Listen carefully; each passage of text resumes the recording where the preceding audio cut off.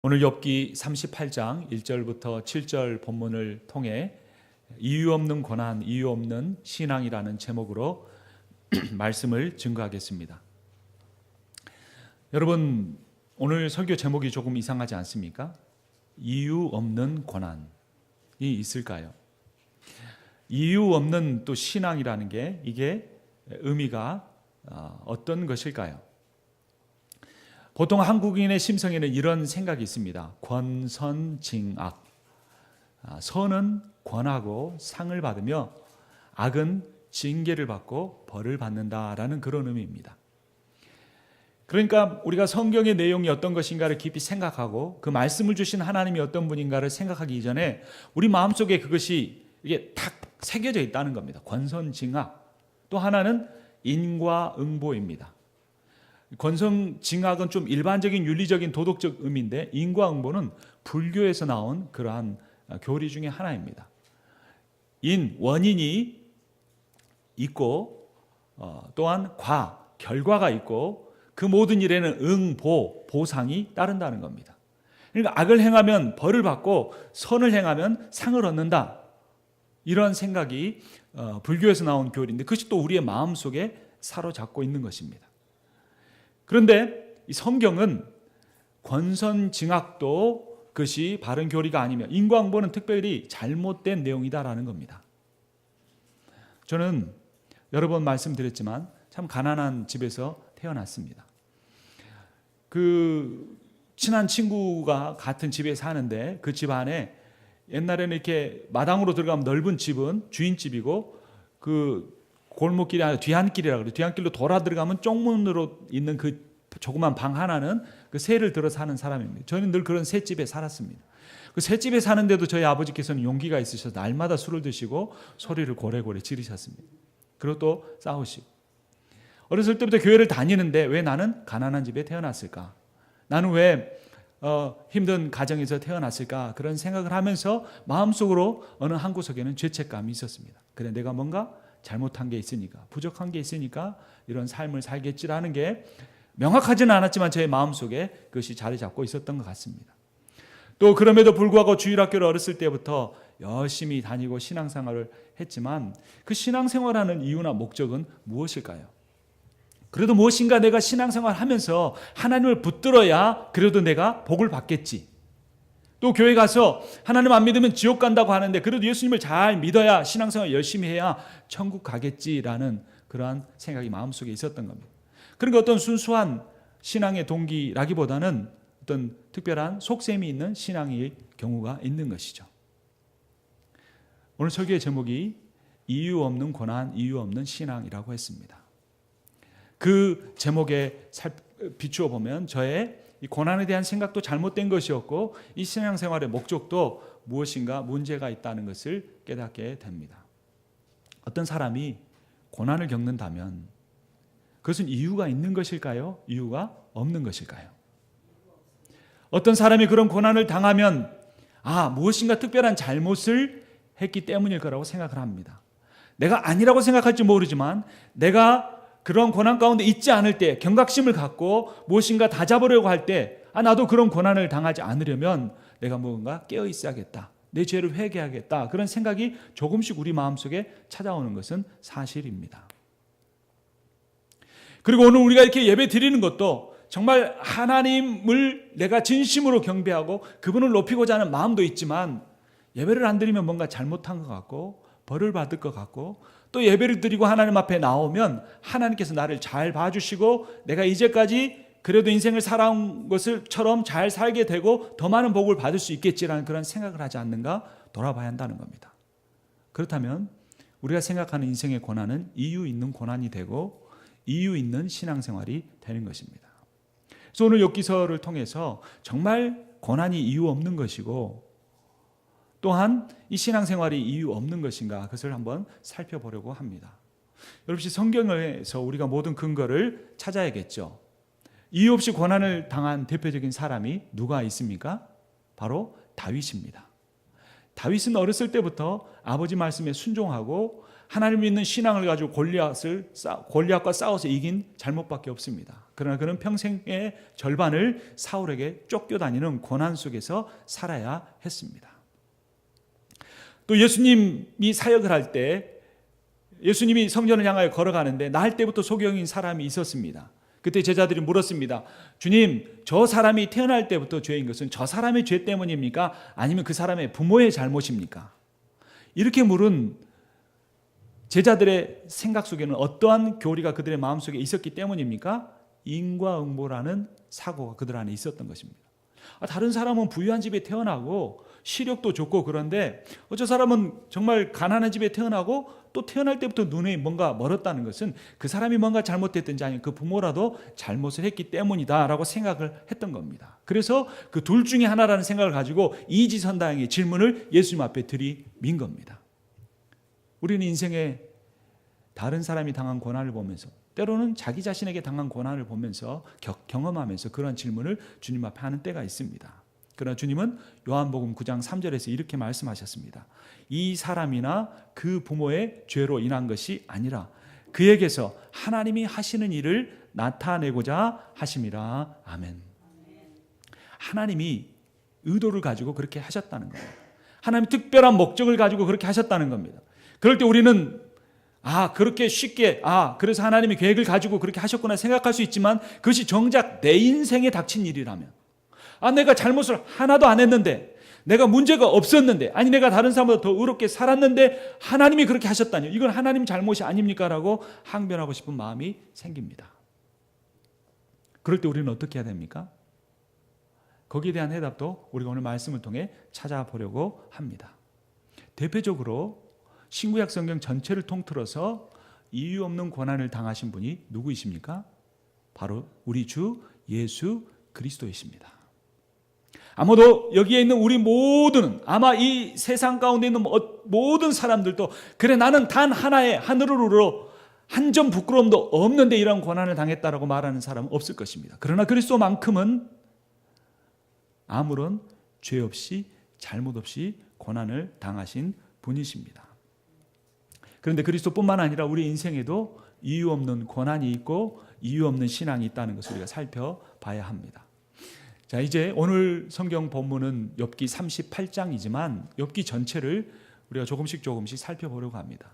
욥기에 나오는 등장인물이 이 세 존재가 있는데 첫 번째는 하나님이시고 두 번째는 사단이고 세 번째는 욥입니다. 여러분, 이 욥기의 주제는 고난인데 이 고난의 주제를 말하는 이 욥기서에 하나님이 여러 번 등장을 하십니다. 여러분, 고난의 유익은 무엇입니까?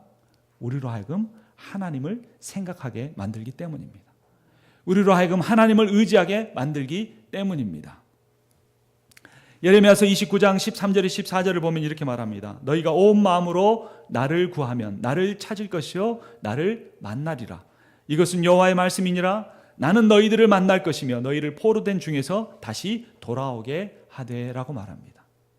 고난이 있었기 때문에 나라가 멸망했기 때문에 바벨론으로 포로로 끌려갔기 때문에 그들은 부르짖어야 했고 그 부르짖음을 통해서 하나님을 만나는 은혜를 경험하게 된 것입니다. 욥기서에서 하나님은 주권자로 등장하십니다. 온 우주 만물을 창조하신 분입니다. 지혜가 깊으시고 능력이 많으신 분입니다. 또한 천상회의를 주재하고 욥의 인생에 욥의 가정에 일어날 일을 그것을 주관하시는 분이십니다. 여러분, 우리는 성경을 보니까 욥이 고난을 당하기 전 하나님의 천상에서 회의를 하는 모습을 알 수 있는데 욥은 그 사실을 알았을까요? 몰랐을까요? 몰랐습니다. 여러분, 우리가 내 힘을 가지고 능력을 가지고 지혜를 가지고 인생을 살아가는 것 같지만 지금 이 순간에 하늘에서는 어떤 일이 벌어지고 있다는 것을 알 수 있습니까? 천상회의가 벌어지고 있습니다. 오늘 임상원 목사의 운명을 내가 이렇게 결정하겠다. 임상원 목사 인생에 이런 고난을 주겠다. 임상원 목사에게 이런 영광을 주겠다. 하나님이 그 일들을 결정하고 계신다는 겁니다. 그런데 우리는 그 하나님의 그 하늘에서 하나님께 사시는 그 일에 대해 관심이 없고 그거와 무관하게 내가 내 인생을 주관하고 만들어갈 수 있는 것처럼 착각합니다. 아무리 내가 건강에 신경을 써도 하나님이 어전회의에서 오늘 저를 데려가신다고 하면 저는 그대로 가야 합니다. 제가 아무리 교회에 대한 여러 가지 세부적인 계획을 가지고 추진해 가려고 해도 하나님께서 어전후에서 그만이라고 말씀하시는 저는 그것을 접어야 합니다. 그런 하나님의 존재에 대해서 우리는 늘 생각하고 묵상하며 살아야 합니다. 두 번째 등장하는 사람은 존재는 사탄입니다. 사탄은 시험하는 존재입니다. 여러분, 하나님에 대해서만 생각하지 말고 사탄에 대해서도 생각해야 합니다. 사탄이 내 마음속에 들어와 뿌리는 잘못된 생각의 씨앗이 어떤 것인가에 주의해야 합니다. 내 마음속에 일어나는 모든 감정이 옳은 것이 아닐 수 있고 사탄으로부터 올 수 있는 것이라는 걸 알아야 합니다. 내가 가지고 있는 계획이나 내가 가지고 있는 판단이 그것이 내 인생의 경험으로부터 오는 좋은 것이라고 생각할지 모르지만 그것이 사탄으로부터 올 수 있는 것이라는 걸 알아야 합니다. 대표적인 인물이 욥의 세 친구들이었습니다. 그들은 집요하게 욥을 괴롭혔습니다.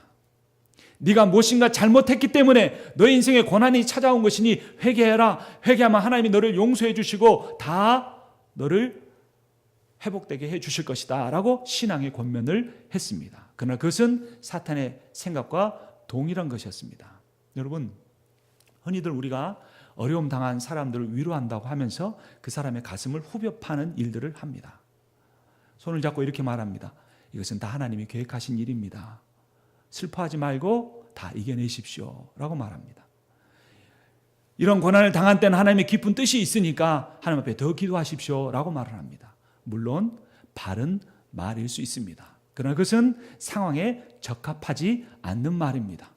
하나님께서 우리에게 원하시는 것은 무엇입니까? 그의 슬픔에 동참하는 것입니다. 손을 잡아주는 것입니다. 안아주는 것입니다. 함께 우는 것입니다. 마음껏 우십시오. 슬퍼하십시오.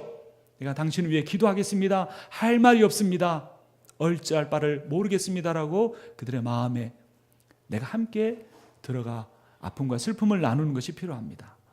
그런데 사탄은 논리를 가지고 덤빕니다. 사탄이 어전회의에서 무엇이라고 말을 합니까? 성경을 찾아보겠습니다. 1장 보겠습니다.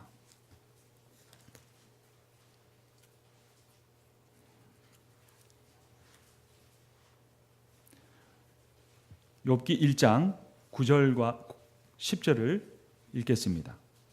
사탄이 여호와께 대답하여 이르되 욥이 어찌 까닭 없이 하나님을 경외하리까? 주께서 그와 그의 집과 그의 모든 소유물을 울타리로 두르심 때문이 아니니까. 주께서 그의 손으로 하는 바를 복되게 하사 그의 소유물이 땅에 넘치게 하셨음이니이다 라고 말합니다. 여기서 중요한 단어는 어찌 까닭 없이라는 겁니다. 이유 없이라는 겁니다. 이 세상에 이유 없는 신앙은 없다라는 겁니다. 우리는 이러한 사단의 말에 그 사단의 정죄로부터 자유로운 사람인지 돌아봐야 합니다. 내 신앙은 이유 있는 신앙입니까? 이유 없는 신앙입니까? 대부분의 사람들은 복을 받기 위해서 신앙생활을 할 수 있습니다. 어떤 사람은 내가 고난을 당하지 않기 위해서, 어려움을 당하지 않기 위해서 신앙생활하는 사람도 있습니다. 어떤 사람은 구원을 받기 위해서 신앙생활하는 사람도 있습니다. 그러나 그런 모든 것보다 더 깊이 들어간 신앙은 이유 없는 신앙입니다. 어떤 속셈도 없는 신앙입니다. 사탄이 욥을 정죄하자 하나님께서 욥은 그렇지 않는 사람이다. 네가 한번 욥이 그의 가지고 있는 물질 때문에, 내가 그에게 준 복 때문에 신앙생활하는 이유 있는 신앙인지 아닌지 한번 보아라. 그래 네가 원하는 대로 해봐라고 욥을 사탄에게 내어줍니다. 그러나 욥은 모든 재물을 잃고도 이렇게 고백합니다. 1장 21절입니다. 함께 읽겠습니다. 내가 모태에서 알몸으로 나왔은즉 또한 알몸이 그리로 돌아가올지라. 주신 이도 여호와시요 거두신 이도 여호와시오니 여호와의 이름이 찬송을 받으실지니이다. 욥의 신앙은 이유 있는 신앙이었습니까? 이유 없는 신앙이었습니까? 욥의 신앙은 물질 때문에 갖는 신앙이었습니까? 아니면 그거와 상관없는 신앙이었습니까? 그것과 상관없는 신앙이었습니다. 그러자 2장 3절에서 하나님이 이렇게 칭찬합니다. 여호와께서 사탄에게 이르시되 내가 내 종 욥을 주의하여 보았느냐? 그와 같이 온전하고 정직하여 하나님을 경외하며 악에서 떠난 자가 세상에 없느니라. 네가 나를 충동하여 까닭 없이 그를 치게 하였어도 그가 여전히 자기 온전함을 굳게 지켰느니라. 거기서 하나님 하신 말씀 중에도 중요한 것은 까닭 없이입니다. 까닭 없이. 하나님이 욥이 시험을 당하게 한 것은 욥이 잘못한 것 때문이 아닙니다. 욥의 신앙이 부족해서가 아닙니다. 욥이 어리석었기 때문이 아닙니다. 하나님은 사단에게 욥을 까닭 없이 치게 허용하셨습니다. 이것이 하나님의 주권의 영역이기도 하지만 하나님의 놀라운 지혜의 영역이기도 합니다. 왜 그런가는 뒤에 가서 더 살펴보겠습니다. 그러나 거기서 사탄은 물러가지 않았습니다. 그리고 이렇게 말했습니다. 사람이 모든 소유를 잃는다 할지라도 그의 건강을 잃게 되면 이제 정말 하나님을 떠날 것입니다. 원망할 것입니다. 이렇게 말합니다. 2장 4절 읽겠습니다. 이제 주의 손을 펴서 그의 뼈와 살을 치소서. 그리하시면 틀림없이 주를 향하여 욕하지 않겠나이까. 몸이 만신창이가 됩니다. 나병 비슷한 피부병이 들어서 기왓장을 가지고 자신의 몸을 박박 긁어서 피가 나고 진물이 나서 견딜 수 없는 상태가 되었습니다. 그래서 그의 사랑하는 아내조차도 당신이 믿는 하나님을 욕하고 죽으라 하면서 그를 떠나갔습니다. 그때 떠나가는 여인을 향하여 욥은 이렇게 말합니다. 2장 10절입니다. 함께 읽겠습니다. 그가 이르되 그대의 말이 한 어리석은 여자의 말 같도다. 우리가 하나님께 복을 받았은즉 화도 받지 아니하겠느냐 하고 이 모든 일에 욥이 입술로 범죄하지 아니하니라. 아멘. 욥의 신앙은 이유 있는 신앙이 아니었습니다. 건강하기 때문에 그것에 감사해 드리는 신앙이 아니었습니다. 욥의 신앙은 이유가 없는 신앙이었습니다. 그런데 욥에게 고난의 날이 하루하루 더해가자 욥에게 정말 그 견딜 수 없는 고통이 그에게 다가왔습니다. 그리고 3장 1절에서 3절을 보면 이렇게 고백을 합니다. 그 후에 욥이 입을 열어 자기의 생일을 저주하니라. 욥이 입을 열어 이르되 내가 난 날이 멸망하였더라면 산의 아이를 베었다 하던 그 밤도 그리하였더라면 이라고 말하면서 계속해서 자기가 이 세상에 태어난 것 자체를 원망하고 저주하고 힘들어하고 고통스러워합니다. 그때 세 친구가 처음에 왔을 때 일주일 동안은 욥이 당한 환난을 보고 정말 할 말을 잃어 아무 말도 하지 못하고 욥과 함께 울고 슬퍼하다가 욥이 이 고백을 하자 한 사람씩 나서서 욥을 공격하기 시작합니다. 첫 번째는 엘리바스입니다. 4장 7절에서 9절을 보면 그가 이렇게 말합니다. 생각하여 보라, 죄 없이 망한 자가 누구인가? 정직한 자의 끊어짐이 어디 있는가? 내가 보건대 악을 밭갈고 독을 뿌리는 자는 그대로 거두나니 다 하나님의 입기운에 멸망하고 그의 콧김에 사라지는지라. 욥이 그런 환난을 당한 거 무엇 때문이라는 겁니까? 욥이 지은 죄 때문이라는 겁니다. 그래서 하나님이 노하셨다라고 엘리바스가 말했습니다. 두 번째 친구 빌닷은 8장 3절부터 4절에서 이렇게 말합니다. 하나님이 어찌 정의를 굽게 하시겠으며 전능하신 이가 어찌 공의를 굽게 하시겠는가? 내 자녀들이 주께 죄를 지었으므로 주께서 그들을 그 죄에 버려두셨나니 라고 말합니다. 또한 같은 8장 6절에서 7절을 보면 또 청결하고 정직하면 반드시 너를 돌보시고 내 의로운 처소를 평안하게 하실 것이라. 내 시작은 미약하였으나 내 나중은 심히 창대하리라 라고 말합니다. 네가 회개하면 지금은 어렵지만 하나님이 도와주실 거라는 것입니다. 세 번째 친구 소발은 이렇게 말합니다. 11장 13절에서 14절입니다. 만일 내가 마음을 바로 정하고 주를 향하여 손을 들 때에 내 손에 죄악이 있거든 멀리 버리라. 불의가 내 장막에 있지 못하게 하라. 하면 한결같이 이제까지 그 동방에 가장 의로웠고 그의 의로움 때문에 이유 있는 신앙 때문에 그가 많은 복을 받았다고 부러워하던 친구들이 그가 어려움 가운데 치닫고 또 자신의 그 고통 가운데 원망하는 말들을 하자 그를 공격하게 된 것입니다. 그들의 마음속에는 평소에 이런 생각이 있었을 것입니다. 욥이 저렇게 잘된 것은 그가 열심히 신앙생활에서 율법도 지키고 종교생활도 잘하니까 저렇게 복을 받았다. 나는 저렇게 못하니 복 덜 받고 사는 것이 당연하다. 이런 생각을 하고 살았던 것입니다. 그런데 욥이 큰 환난을 당하자 그가 뭔가 숨겨놓은 죄악이 있었구나 라고 하면서 그 욥을 공격하기 시작합니다.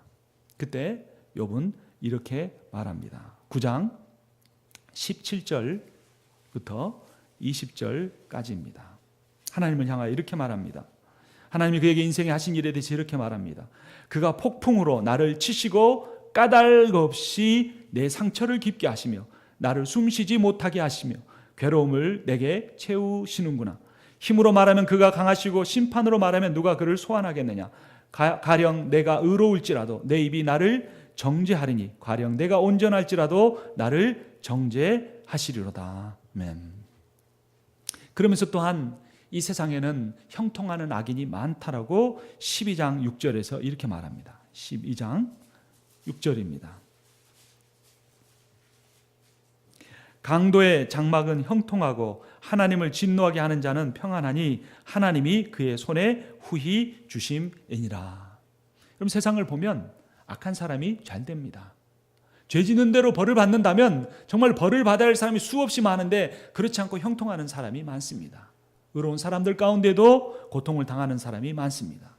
여기 말하는 것은 두 가지입니다. 하나는 하나님은 의로우시다. 이거는 인정을 했습니다. 두 번째는 뭐냐면 그런데 나는 죄 없이 억울한 고통을 당하고 있다는 겁니다. 여러분 이 두 가지는 다 사실입니까? 아닙니까? 하나님이 의로우시다는 것 사실입니까? 사실이죠. 지금 욥이 특별히 그렇게 많은 고통을 당할 만한 이유 없이 고통을 당하고 있다는 것도 사실입니까?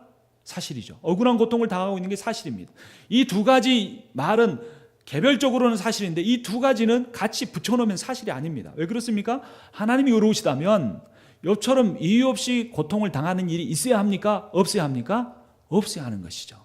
그렇기 때문에 이 두 가지 말은 따로 떼어놓고 보면 사실인데 붙여놓으면 사실이 아닌 겁니다. 그럼 우리 인생에도 그런 고민이 있습니다. 오늘 본문으로 가보겠습니다. 38장 1절입니다. 그때 여호와께서 폭풍우 가운데서 욥에게 말씀하여 이르시되, 폭풍은 욥이 당한 환난을 하나 상징합니다. 2절에 무지한 말로 생각을 어둡게 하는 자가 누구냐? 이제까지 욥을 여러 가지 말로 혼선징악과 인과응보의 세상적인 생각과 교리로 정죄한 그 친구들을 향하여 하는 말입니다. 그리고 욥을 향하여 이렇게 권면하십니다. 함께 읽겠습니다. 너는 대장부처럼 허리를 묶고 내가 내게 묻는 것을 대답할지니라. 아멘. 하나님께서 욥에게 이 이유로 말씀하시는 것은 내가 천지 만물을 창조하신 하나님이다. 근데 내가 그 천지 만물을 창조할 때 너는 어디 있었느냐라는 겁니다. 그 말의 의미는 무엇입니까? 인간의 짧은 지혜로 하나님의 그 기쁘신 경륜과 생각을 다 이해할 수 없다는 것입니다. 그러니까 욥아, 내가 네 고민이 뭔 줄 안다. 네가 나 하나님이 의롭다는 거 믿는 줄 내가 안다. 그런데 네가 특별한 이유 없이 이런 심한 고난을 당하고 있다는 거, 그 두 가지 사실 때에 고통받고 있다는 거 안다. 그러나 너의 지금 지혜로는 이 온 우주 만물을 창조하시고 조금의 오차도 없이 운행하신 그 하나님의 신비로운 경륜과 지혜와 섭리를 다 이해할 수는 없다라고 욥을 위로하고 계시는 겁니다. 언젠가는 네가 내 앞에 섰을 때 그 모든 것을 다 이해할 날이 올 것이다라고 말씀하는 겁니다.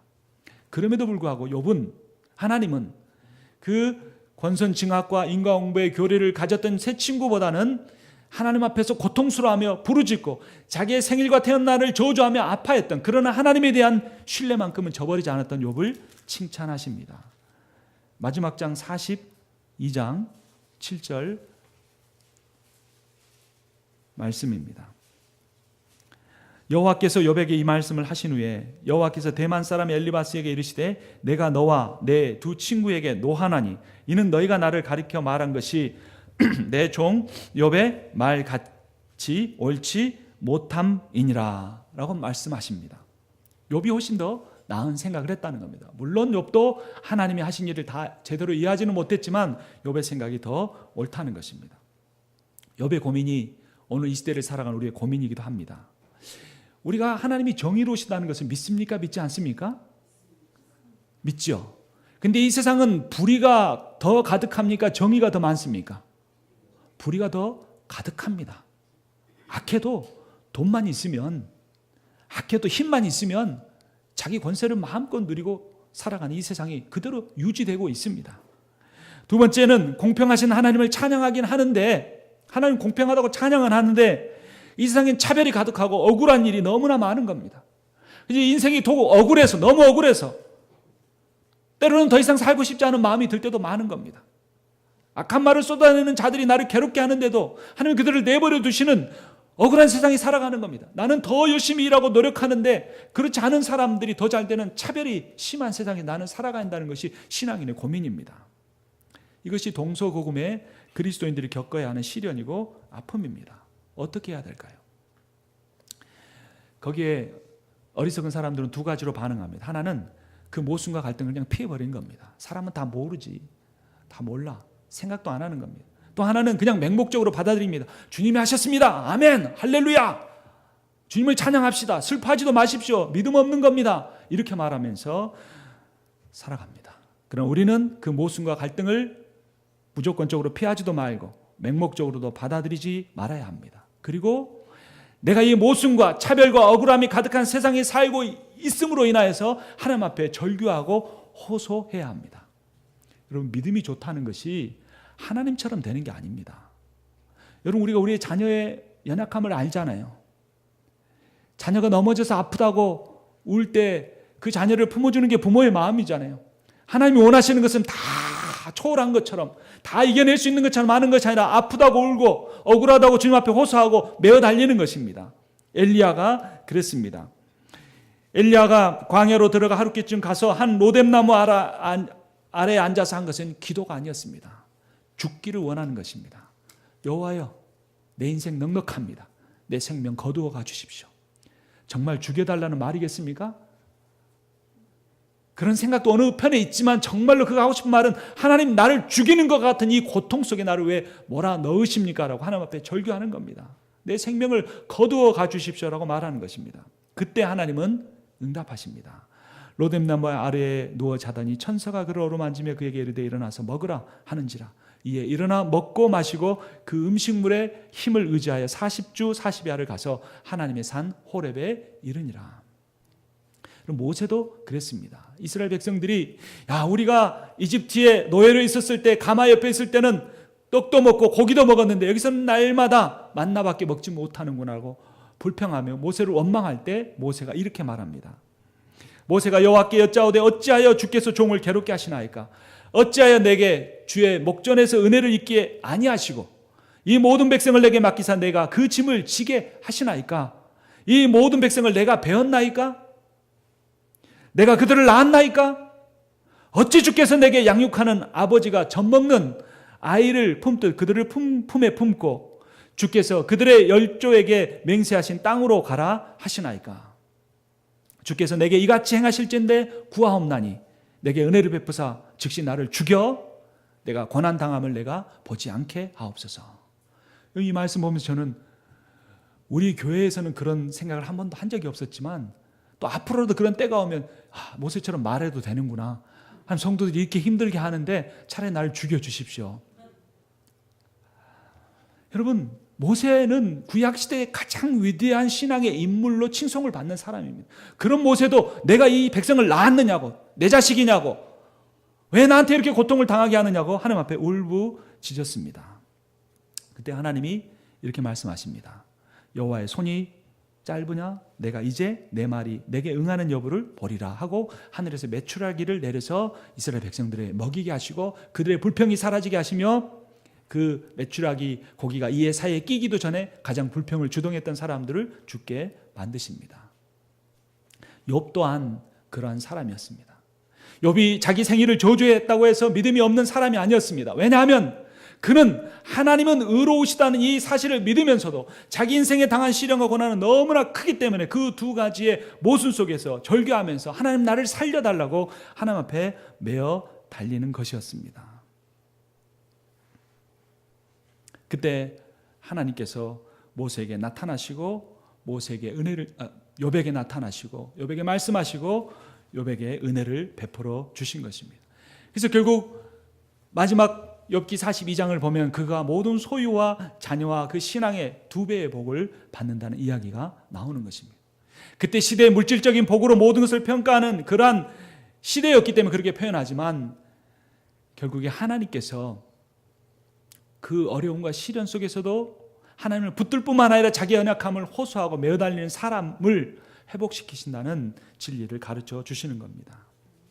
두 번째 우리가 깨달아야 할 사실은 하나님은 악을 행하시는 분이 아니시고 허용하는 분이시라는 겁니다.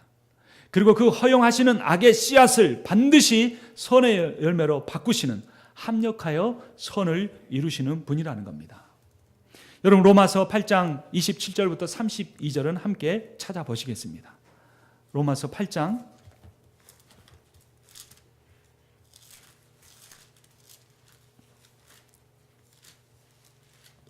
23절, 제 성경으로 신약성경 250페이지입니다.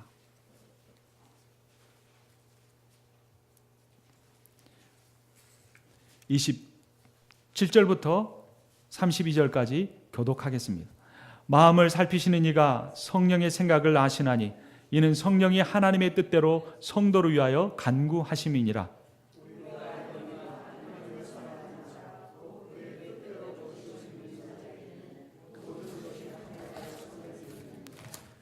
하나님이 미리 아신 자들을 또한 그 아들의 형상을 본받게 하기 위하여 미리 정하셨으니 이는 그로 많은 형제들 중에서 맏아들이 되게 하려 하심이니라.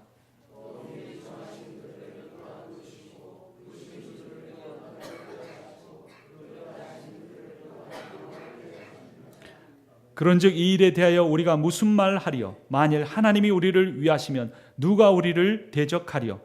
자기 아들을 아끼지 아니하시고 우리 모든 사람을 위하여 내주신 이가 어찌 그 아들과 함께 모든 것을 우리에게 주시지 아니하겠느냐. 아멘. 여러분, 하나님은 우리의 인생에 때로는 이유 없는 고난을 주십니다. 우리가 무엇을 잘못했기 때문이 아니라 하나님은 이유 없는 고난을 주시는데, 중요한 것은 그 모든 고난과 어려움을 통하여 합력하여 선을 이루신다는 것입니다. 결국 우리에게 더 큰 은혜를 부어주시고 더 큰 하나님 나라의 역사를 이루시기 위하여 우리의 인생의 잠깐의 고난과 시련을 허락하여 주신다는 겁니다. 그러므로 여러분, 우리는 우리 인생에 당한 당장의 결핍이나 풍부함, 높아짐이나 낮아짐, 채워짐이나 비워짐에 좌우되는 인생을 사는 것이 아니라 어떠한 상황 가운데서도 나와 함께 하시며 그 모든 고난과 역경을 이겨내실 힘을 주시는 주님 안에서 승리하는 삶을 살아야 하는 것입니다. 세 번째, 우리가 깨달아야 할 사실은 이 만사형통식의 신앙과 인과응보의 신앙을, 그 신앙의 수준을 뛰어넘어야 한다는 것입니다. 그리고 어떠한 고난이나 시련 가운데서 하나님을 신뢰하는 삶을 살아가야 한다는 것입니다. 여러분, 우리의 신앙은 만사형통의 신앙이 아닙니다. 하나님 믿으면 내가 복을 줄 거라는 그러한 생각 때문에 이유 있는 생활을 하는 것이 아니라 이미 하나님께서 내게 감당할 수 없는 은혜 베풀어 주셨음을 믿고 그 은혜에 의지하여서 하나님 바라보는 신앙을 끝까지 견뎌가야 하는 것입니다. 물론 괴롭습니다. 물론 어렵습니다. 너무나 아픕니다. 한 발자국을 떼어내기도 힘듭니다. 그러나 이미 하나님이 나를 하나님의 자녀로 삼으시고, 아무런 이유 없이 나를 하나님의 자녀로 삼으시고, 오늘 이제까지 온 것도 하나님의 은혜로 여기까지 오게 하셨으므로 그 은혜 때문에 나아가는 신앙생활이 되어야 한다는 것입니다. 기도하겠습니다.